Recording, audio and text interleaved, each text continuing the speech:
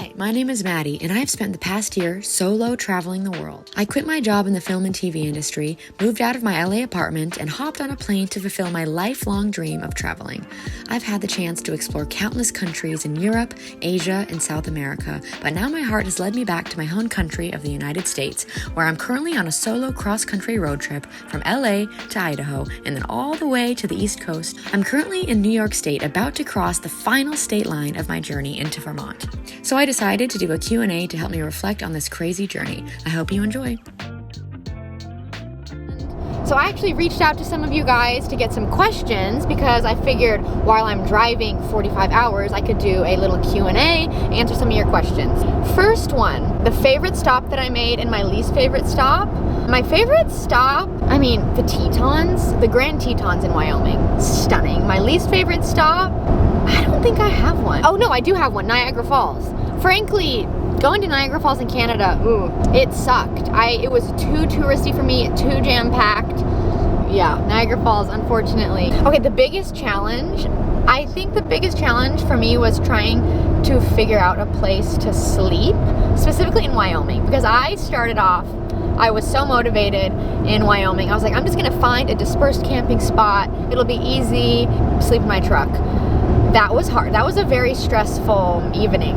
Very stressful. I don't know how much I captured on camera of how stressful it was, but it was incredibly stressful. And the next morning, I just sort of wanted to get out of Dodge because it was stressful and there were bears everywhere.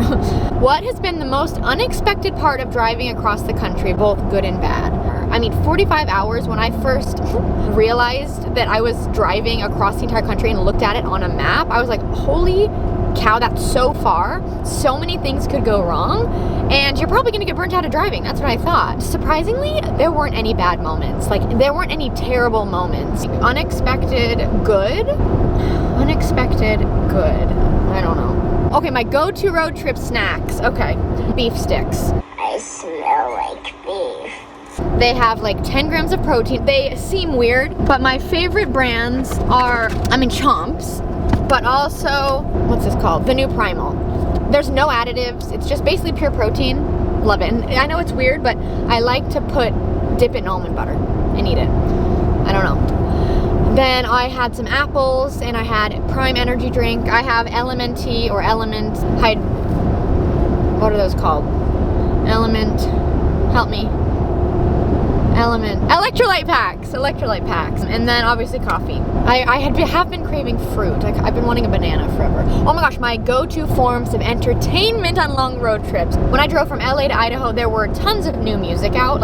All of my favorite artists had put out music, so I literally listened to music that entire time, but that is super rare. The majority of the time I listen to podcasts. I love all sorts of podcasts. Normal Gossip is probably my favorite podcast. Podcasts about prehistory, ancient Egypt, travel documentaries. Another form of entertainment was Marco Poloing my sister and my friends. If you haven't heard of Marco Polo, it's like a form of video chatting, but you send the videos in real time and then they can watch and respond whenever they have time.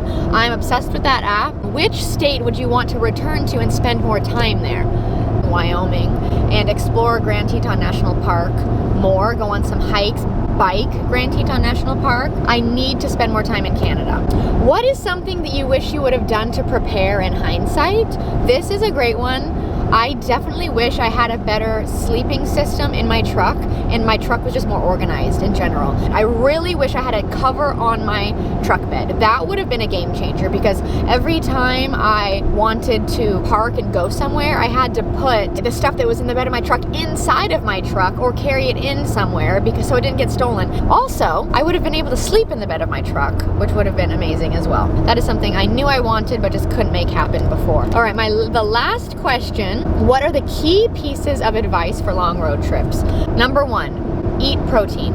Make sure your snacks are high in protein, because if you're just eating carbs and sugar, you will have so many ups and downs and crashes, and you just won't be able to drive as far, and it won't be as enjoyable. Second piece of advice is download as much content as possible, because you don't know what you're going to be feeling. You don't know what you're going to be interested in, like, listening to when you're on the road. And when you're driving, at least for me, when I'm driving, I'm either in the mood to listen to something or I'm not. Like, there's no convincing myself. Even if, like, yesterday I was super interested in this certain podcast, the next day I could be completely not interested in it at all. You can even download TikToks, long form TikToks that you can just listen to. And then also, if you can plan where you're sleeping that night before you start driving, that is very helpful. I didn't do that ever, but I kind of wish I did. Okay, so I was born and I grew up in Idaho, which is on the west of the United States, the Pacific Northwest, basically. I have never had the chance to explore the East Coast much at all. And so I'm looking at this map on my GPS, and I have driven all the way to the East Coast. I'm in the middle of New York right now, New York State, and it's just so crazy to think about, because I just never spend time on this side of the country. I just only hear about it, and now I've driven myself here. I pulled out of the parking lot in Idaho on the west, driven for many, many days, and now I am in New York State, which just seems worlds and worlds away. I'm sort of doing a little bit of reflecting. I'm gonna explain my first impressions, my opinions of each of the states that I drove through. So obviously I love Idaho. Idaho is stunning. Wyoming, around the Tetons, absolutely stunning, gorgeous. But then the rest of Wyoming going east was very plain, boring, flat. Okay. Then South Dakota I really, really enjoyed because because of the diversity of what I saw and experienced. I saw Mount Rushmore, Crazy Horse, the Black Hills, the Needles Highway, Custer State Park, and then the Badlands. So South Dakota was really cool. It just felt like I was in a unique, fun place. So I highly recommend South Dakota. And then obviously Minnesota was very flat, but very lush. And it just felt like we were in the middle of nowhere basically the entire time, but very lush. And then Wisconsin, cheese curds, that's all I got for you. And farms. Illinois and Indiana, it was dark, so I don't really have much to say. I just remember it was pretty flat. And then Michigan, there is black smoke coming out of that. Oof, that does not look good. I have got to get past this billowing black smoke. That does not look good. Michigan, okay, Michigan, the Great Lakes, that's what I characterize it as. That's all I got for that, for Michigan. But I also got to visit my Aunt Allie, which was a huge highlight, and actually stayed in Detroit for a whole day and didn't even drive, and that just helped me recover like crazy.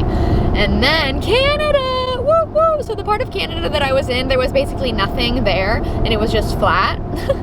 So I know there's so much more to Canada, and I'm very excited to explore it someday.